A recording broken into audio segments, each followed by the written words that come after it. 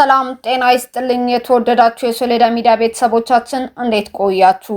በዛሬው የትንተና ዝግጅታችን የዘወትር የሚዲያችን ቤተሰብ የሆኑት አርዱል ሀቡሽ ከምስራቂቷ ኢትዮጵያ በሻዕቢያ በህወሓትና በፋኖ ኃይሎች መካከል የተደረገው ጥምረትን አስመልክተው የማያዛልቅ ጾለት ለቅጽፈት በሚል ርዕስ ያሰናዱትን እጅግ አስደናቂ ትንታኔ ወደ እናንተ ይዘንላችሁ ቀርበናል። እስከ ፕሮግራማችን ፍጻሜ ዛሬም እንደወትሮው ሶሌዳ ሚዲያን ሰብስክራይብ፣ ቪዲዮዎቻችንም ላይክ፣ ሼር በማድረግ ከኛ ጋር አብራችሁ እንድትቆዩ ከወዲሁ በታላቅ አክብሮት ጋብዛለሁ። አብራችሁኝ ቆዩ። በሻዕቢያ በህወሓትና ራሱን የአማራ ፋኖ ብሎ በሚጠራው ቡድን መካከል የተደረገው ጥምረት የማያዛልቅ ጾለት ለቅጽፈት እንዲሉ አይነት ነው። እንደሚታወቀው ሻዕቢያ ህወሓትና ራሱን የአማራ ፋኖ ብሎ በሚጠራው ቡድን መካከል ታሪካዊ ጠላትነት፣ የማይታረቅ ቅራኔ እንዲሁም የማይጣጣም ግብና ዓላማ የሚያራምዱ ሆነው ሳለ የኢትዮጵያን ህዝብና መንግስት በጋራ ሆነው ለማጥቃት ለታክቲክ በሚል ያደረጉት ያልተቀደሰ ጥምረት አበው ሲተርቱ የማያዛልቅ ጾለት ለቅጽፈት እንዲሉ አይነት ስለመሆኑና ጥምረታቸው እንዴትና ለምን በአጭር ጊዜ እንደ እምቧይ ካብ እንደሚፈርስ በተለያየ አመክንዮና ማስረጃ ላይ በመመስረት ግላዊ አስተያየቴን እንደሚከተለው አቀርባለሁ። በመጀመሪያ ደረጃ ከታሪካዊ አውድና የማይጣጣሙ ከመሆናቸው አንፃር ጥምረታቸው ምን ሊመስል ይችላል የሚለው የኔ ምልከታ ላካፍላችሁ። በሻዕቢያና ህወሓት ግንኙነትም ልጀምር። በታሪክ ሻዕቢያና ህወሓት መካከል ሀገረ ኢትዮጵያን በመመዝበርና በማራቆት ሻዕቢያ ኤርትራን የአፍሪካ ሲንጋፖር ለማድረግ ይዞ የተነሳውን ህልም እውን ለማድረግ ከ1983 ዓ.ም በፊት ከህወሓት ጋር በመሆን በትግራይና በአማራ ምድር የጀመረው የኢትዮጵያን ህዝብ አንጡራ ሀብትና ንብረት በመዝረፍ ወደ ኤርትራ ሲያግዝ የነበረው ዘረፋ በቀሪው የኢትዮጵያ ክፍልም በቀሚነት ለመቀጠል ይችል ዘንድ ሻዕቢያ በግብጽና በሌሎች የአረብ ሀገራት አጋዥነት ጎጠኛውን የህወሓት ጉጅሌ ቡድን ሽኮኮ አድርጎ ግንቦት 1983 ዓ.ም 4 ኪሎ ቤተ መንግስት ዙፋን ላይ እንዲቀመጥ በማድረግ ከነዚሁ የህወሓት ጉጅሌዎች ጋር ሲያካሂዱት በነበረው የሀብትና የንብረት ዘረፋ ላይ በመካከላቸው የተፈጠረ አለመግባባት ወደ ግዛት ይገባኛልና በተፈጠረ ከባድ የፖለቲካ ጥላቻ በ1990ዎቹ መጀመሪያ ዓመታት ላይ ኢትዮጵያና ኤርትራ ወደ ጦርነት ከገቡበት ጊዜ ጀምሮ በሻዕቢያና በህወሓት መካከል ታሪካዊ የሆነ የጥላቻ ሸለቆ አውድ ስለመፈጠሩ ዓለም የሚያውቀው እውነታ ነው። የሻዕቢያ አገዛዝ የረጅም ጊዜ ግብ በመላው ኢትዮጵያና በአካባቢው የነበረውን የህወሓት አገዛዝ ተሰሚነትና ተጽዕኖ ማምከንና ማዳከም፣ የትግራይ ምድር ማራቆትና የትግራይ ተወላጆች በተለይ ወንዶችን ከምድረገጽ በማጥፋት ትግራይን ወንድ ልጅ እንዳይኖርባት ብቻ ሳይሆን እንዳይፈጠርባት ጭምር እንዲሁም ማናቸውም የመሰረተ ልማት ግንባታና ተቋማት እንዳይኖሩ ምድረ በዳ እንድትሆን በማድረግ ላይ ያተኮረና በምስራቅ አፍሪካ ቀጠና ላይ በበላይነት ፈላጭ ቀራጭ ሆኖ በሌላው ዓለም እንዲታይ ስልጣንና ቁጥጥር በማስጠበቅ ቀቢጸ ተስፋ ላይ ያተኮረ ግብ ያለው ነው። በመሆኑም በዚህ የመተፋፋት ታሪካዊ የጥላቻ አውድና የማይጣጣም ግብ ባላቸው እነዚህ አካላት መካከል የተፈጠረው ጥምረት እንደ እምቧይ ካብ ስለመናዱ ምንም ጥርጥር የለውም። የአማራ ፋኖ አቋምን በተመለከተ ስንመለከተው ደግሞ ራሱን የአማራ ፋኖ ብሎ የሚጠራው ቡድን ዓላማዬ ናቸው የሚላቸው አቋሞችን ስንመለከት አማራን በማሳደግ ላይ ያተኮሩ ናቸው። የክልል ነጻነትና የነሱ መሆን አለባቸው ብሎ የሚያምንባቸውን ቀደም ሲል ህወሓት የጠቀለላቸው የራያና የበጌምድር ግዛቶችን ወደ አማራ ክልል ከማስመለስ በተጨማሪ ሌሎች ክልሎችን በአማራ ሊተዳደሩ ይገባል የሚል ርስትና አገዛዝን ማስመለስ ነው።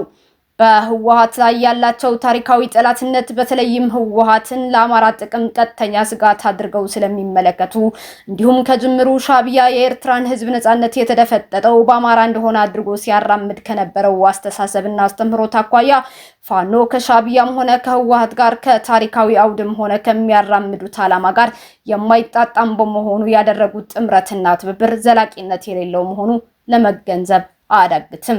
በሁለተኛ ደረጃ የምናየው የጥምረቱ እንቅስቃሴ ነው። የአጭር ጊዜ ወታደራዊ ግቦች በአሁኑ ወቅት የኢትዮጵያን ህዝብና መንግስት ለማጥቃት በሻዕቢያ በህወሓትና በፋኖ መካከል የተፈጠረው የታክቲክ ጥምረት ያንጸባርቃል። ያደረጉት ጥምረት ከርዕዮተ ዓለም ጋር ከመጣጣም ይልቅ አስፈላጊነቱ ስንመለከት ደግሞ አዲስ በተከሰቱ ወታደራዊ ግጭቶች ዳራ ላይ በመመስረት የኢትዮጵያን ህዝብና ፌዴራል መንግስቱን ለመቃወም የተደረገ የጋራ ዓላማ ጊዜያዊ ትስስር ለመፍጠር በሚል ነው። ደካማ አንድነት ስለመሆኑ የታክቲካል ጥምረት በጣም ደካማ ሊሆን ይችላል። መተማመን ብዙውን ጊዜ በአጠቃላይ ስምምነቶች ላይ ሳይሆን በጋራ ጠላት ላይ የተመሰረተ ነው። የእያንዳንዱ ቡድን ታሪካዊ ቅሬታዎችና የረጅም ጊዜ ምኞቶች በፍጥነት እንደገና ብቅ ሊሉና የትብብር ጥረቶችን ማዳከሙ አይቀሬ ነው። በሶስተኛ ደረጃ ከተለያዩ ግቦቻቸውና ከረጅም ጊዜ ዘላቂነት አንጻር ምልከታዬን ላጋራችሁ። የሻዕቢያ ስትራቴጂካዊ ግቦችናቸው ሻዕቢያ የራሱን ደህንነት ለመጠበቅ በምስራቅ አፍሪካ ላይ የተዳከመችና የተበታተነች ኢትዮጵያ እንድትኖር ሌተቀን መስራትና ይህንን ለማስቀጠል ያለም ነው። የረጅም ጊዜ ግቡ ደግሞ በምስራቅ አፍሪካ የቀንዱ ክልል ላይ የራሱን የበላይነት ማስፈንን ጭምር ያካትታል። ነገር ግን ይህ የሻዕቢያ የረጅም ጊዜ ግብ ከጠንካራና የተባበረ የህወሓት ወይም የፋኖ ፍላጎትና ተጽዕኖ ጋር የሚጋጭ ነው።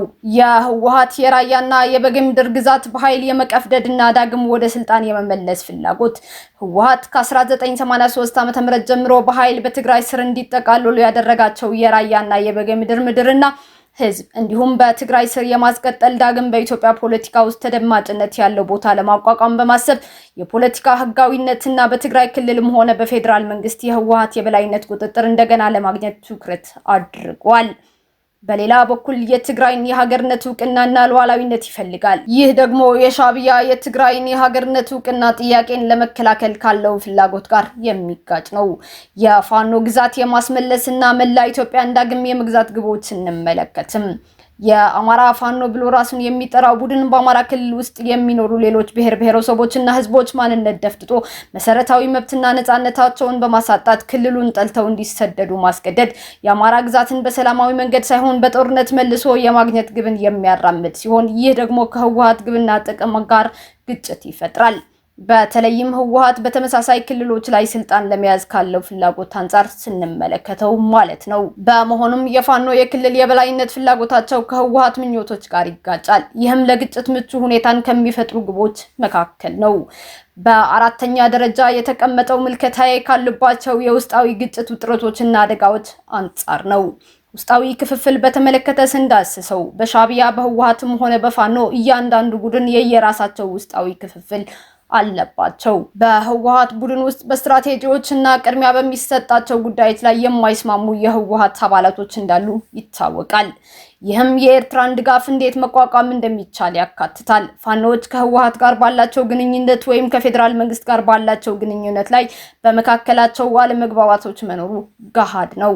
ሌላኛው ከጀርባ የመወጋጋት እድል መኖር ነው። ሻዕቢያ፣ ህወሓት እና ፋኖ እንደ ታሪካዊ ጠላትነታቸው በመካከላቸው ማንኛውም በአንደኛቸው ክህደት እንደተፈጸመ የተገመተ ነገር ከተፈጠረ ወይም የስልጣን ለውጥ ሁሉ በመካከላቸው የተደረገውን ያልተቀደሰ ጥምረት በማናቸውም ቅጽበት ሊፈርስ ይችላል።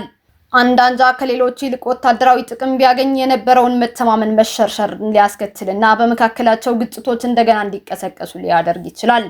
በአምስተኛ ደረጃ የተቀመጠ ምልከታዬ ከዘላቂነት ተስፋ አንጻር ነው።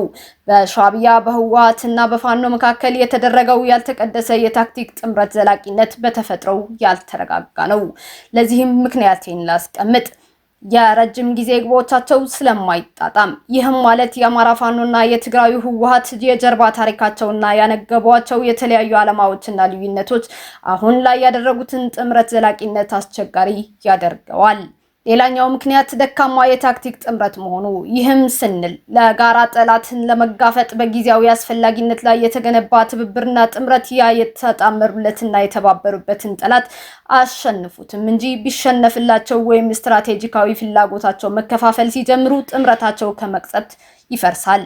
ሌላኛው ምክንያት የውስጥ ግጭት አደጋዎች ናቸው። እነሱም በሻዕቢያ በህወሓትና በፋኖ እያንዳንዱ ቡድን ውስጥ ባሉባቸው ውስጣዊ ክፍፍሎች ወደ አለመተማመን፣ ፉክክርና ወደ ለየለት መከፋፈል ሊያመሩ ይችላሉ።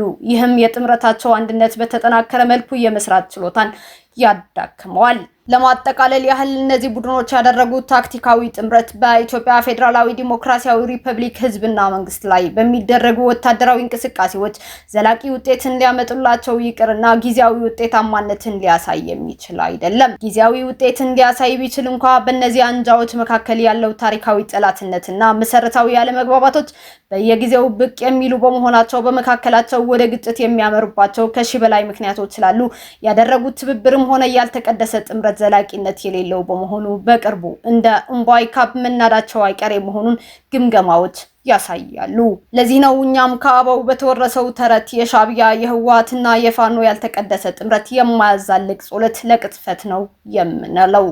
አርዱል ሀቡሽ ከምስራቅ ኢትዮጵያ የካቲት 10 2018 ዓ.ም ለሶሎዳ ሚዲያ እንደላኩት ዝግጅታችን እዚህ ጋር ጨርሰናል። በሌላ ዝግጅት እስከምንገናኝም ቸር ቆዩን። ሰላም፣ ፍቅር፣ አንድነትና ብልጽግና ለኢትዮጵያችን። ሶሎዳ ሚዲያ